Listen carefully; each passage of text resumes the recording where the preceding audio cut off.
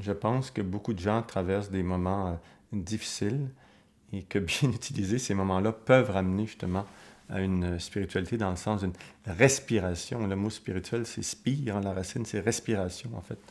Donc à de l'inspiration et à de l'expiration qui permet justement de trouver un sens. Pour moi, c'est ça la spiritualité. Alors je trouve qu'il y a beaucoup de personnes en perte de sens, mais la prise de conscience de ça, elle, est un bon point de départ pour créer du sens.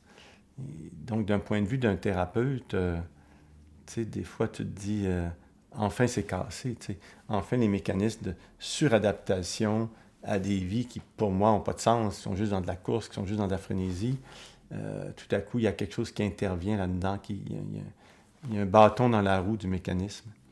Et ça, c'est heureux. C'est pas heureux au sens de ce qui arrive à la personne, c'est heureux au sens existentiel, c'est-à-dire qu'enfin, on va avoir un lieu de questionnement important. Et à partir de là, on peut aider la personne à prendre conscience d'elle-même et à se recréer. Parce que bien sûr, on vient tous d'une biographie, d'une culture, il est tous arrivé des choses quand on était jeune.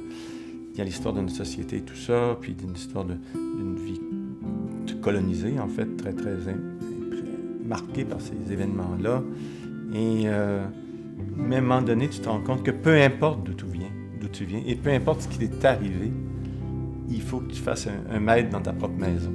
Il faut que tu te diriges vers une maîtrise de ta propre vie, de ta propre existence. Et que, au fond, que tu te dégages de ta propre biographie.